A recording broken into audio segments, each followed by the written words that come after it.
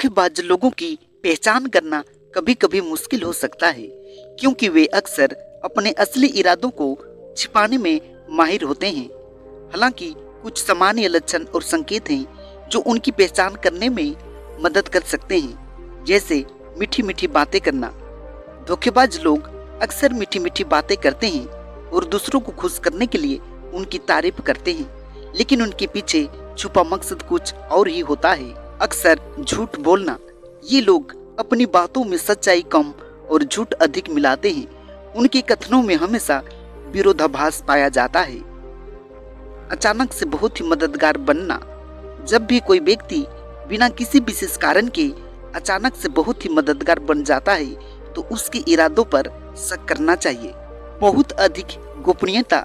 ये लोग अपनी निजी जिंदगी और कार्यों के बारे में बहुत अधिक गोपनीयता बरतते हैं और दूसरों को अपने जीवन के बारे में बहुत कम जानकारी देते हैं। सहानुभूति का दिखावा। वे अक्सर अपनी परेशानियों का बढ़ा चढ़ाकर व्याख्या करते हैं ताकि लोग उनके प्रति सहानुभूति महसूस करें और उनकी मदद करें। अचानक से बहुत ज्यादा निकटता दिखना। ऐसे लोग बिना किसी खास वजह के आपके बहुत करीब आने की कोशिश करते हैं और आपके विश्वास को जल्दी से हासिल करना चाहते हैं। नकली आत्मविश्वास। धोखेबाज लोग हमेशा जरूरत से ज्यादा आत्मविश्वास दिखाते हैं और अपने हर काम को सही साबित करने की कोशिश करते हैं। अतिरिक्त चमक दमक का होना। उनकी जिंदगी में अक्सर दिखावे का फुट होता है। वे अपने जीवन को बहुत ही चमकदार और आकर्षक दिखाने की कोशिश करते हैं। सहानुभूति बटोरने की कोशिश। वे हमेशा अपने आप को पीड़ित के रूप में प्रस्तुत करते हैं ताकि लोग उनकी मदद के लिए आगे आएं। अक्सर दूसरों को दोष देना। अपनी गलतियों के लिए ये लोग कभी खुद को जिम्मेदार नहीं ठहराते, बल्कि हमेशा दूसरों को दोषी ठहराते हैं। इन लक्षणों के आधार पर हमें सावधानी बरतनी चाहिए और किसी भी व्यक्ति पर बिना अच्छे से समझे विश्वास नहीं करना चाहिए। हालांकि यह भी ध्यान रखना बहुत महत्वपूर्ण है कि केवल इन संकेतों के आधार पर किसी व्यक्ति को धोखेबाज घोषित नहीं करना चाहिए। हमेशा स्थिति और संदर्भ को ध्यान में रखते हुए सही निर्णय लेनी चाहिए। धोखेबाज लोग सदियों से कहानियों का हिस्सा रहे हैं, चाहे वह लोक कथाओं में हो, चाहे साहित्य में हो या फिर सिनेमा में। इन कहानियों में हमें न केवल उनके छल कपट के कारनामे देखने को मिलते हैं, बल्कि उनके पीछे की मानसिकता और उनकी कृत्यों के परिणाम भी समझने का मौका मिलता है। इस तरह की कहानियों में हमेशा यह संदेश निहित होता है कि धोखे का अंजाम हमेशा बुरा ही होता है। आइए इसे कहानी के माध्यम से हम लोग समझेंगे। जी हाँ मित्रों, आप लोगों को बुद्धा बेस्टराइजिंग यूट्यूब चैनल में दिल से स्वागत है। दोस्तों, अगर कहानी वीडियो पसंद लगे तो चैनल को सब्सक्राइब कीजिएगा। जी हाँ मित्रों, आज का कहानी का शीर्षक है विश्वासघात की अंधेरी दुनिया। जी हाँ, इस कहानी का मुख्य पात्र दिनेश है, एक साधारण सा दिखने वाला युवक जिसकी आंखों में चमक और मुस्कान में मिठास है, लेकिन उसके दिल में बसे लालच और धोखे की कहानी को शायद ही कोई समझ पाया हो। वह एक छोटे से गांव में रहता था, जहां लोग उसे एक नेक और ईमानदार व्यक्ति समझते थे और मानते भी थे, लेकिन दिनेश का असली मकसद कुछ और ही था। दिनेश बचपन से ही तेज तर्रार था। उसकी आंखों में बड़े बड़े सपने थे, लेकिन वे सपने मेहनत से पूरे करने की बजाय सफलता के छोटे से रास्ते को अपनाने की चाहत थी। वो हमेशा सोचता था कि अगर मेहनत से पैसा कमाया जा सकता है तो क्यों न दिमाग से पैसा भी कमाया जाए। इस सोच ने उसे धोखेबाज बना दिया। गांव में एक बुजुर्ग व्यक्ति राम प्रसाद रहते थे, जो काफी अमीर थे और अपनी संपत्ति का कोई वारिस नहीं था। दिनेश की नजरें उनकी संपत्ति पर टिक गई। उसने राम प्रसाद का विश्वास जीतने की योजना बनाई।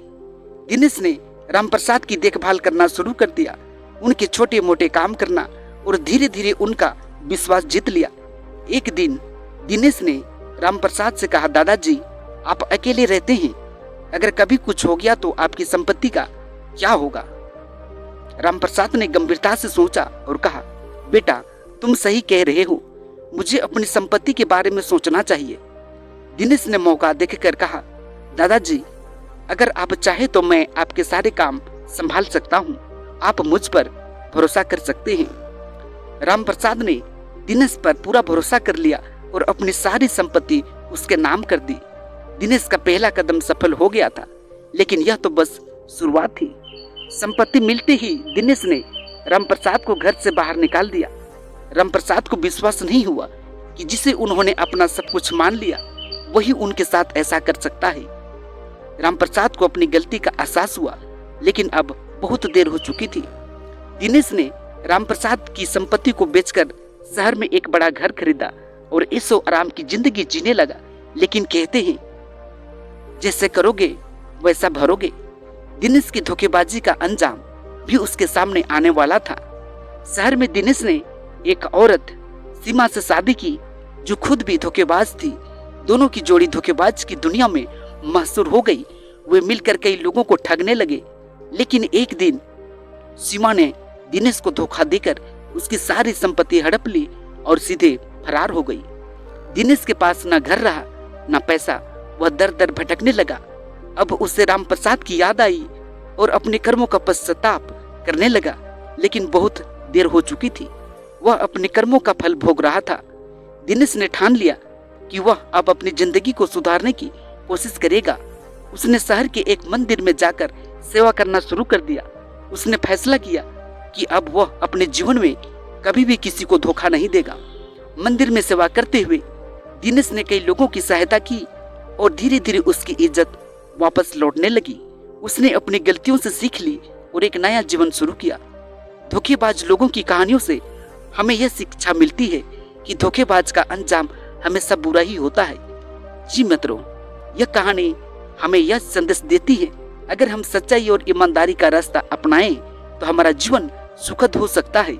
लेकिन यदि हम गलत रास्ते पर चलते हैं तो हमें अपने कर्मों का फल जरूर भोगना पड़ता है। दिनेश की कहानी हमें यही सिखाती है कि सच्चाई और ईमानदारी ही सबसे बड़ी हमारी पूंजी है। जी हाँ मित्रों, धोखेबाज लोगों से बचने के लिए कुछ सावधानियां और रणनीतियां अपनाई जा सकती है, जो निम्नलिखित इस प्रकार से हैं। पहला, सावधानी पूर्वक विश्वास करें। किसी भी व्यक्ति पर तुरंत विश्वास नहीं करना चाहिए। समय लें और उस व्यक्ति के कार्यों और शब्दों का निरीक्षण करें। नंबर 2, सीमाएं स्थापित करें। अपने निजी और व्यावसायिक जीवन में स्पष्ट सीमाएं स्थापित करें। अपनी निजी जानकारी और वित्तीय विवरण केवल विश्वसनीय लोगों के साथ ही साझा करें। नंबर 3, अनुसंधान करें। अगर कोई व्यक्ति या प्रस्ताव संदिग्ध लगता है तो उस व्यक्ति या प्रस्ताव के बारे में अनुसंधान करें। इंटरनेट और सामाजिक नेटवर्क का उपयोग करके जानकारी जुटाएं। नंबर 4, तथ्यों की पुष्टि करें। किसी भी महत्वपूर्ण निर्णय से पहले तथ्यों की पुष्टि कर लें। दूसरे स्रोतों से जानकारी की पुष्टि करना भी बहुत महत्वपूर्ण है। नंबर 5, आश्चर्यजनक प्रस्तावों से सावधान रहें।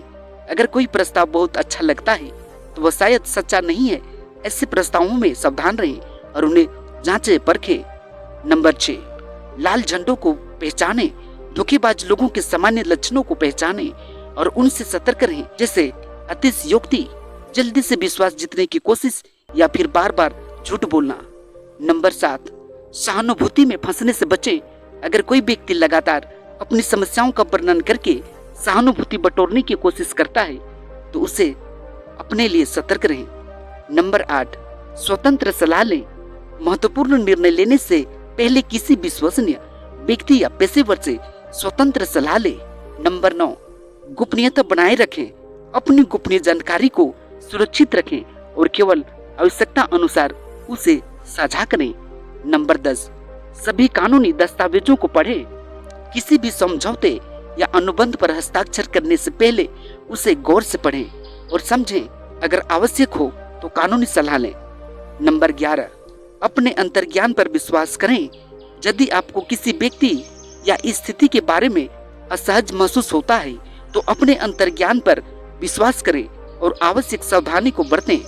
नंबर 12, प्रशिक्षण और शिक्षा। धोखाधड़ी के बारे में खुद को शिक्षित करें और अलग अलग प्रकार की धोखाधड़ी से बचने के लिए कुछ प्रशिक्षण प्राप्त करें।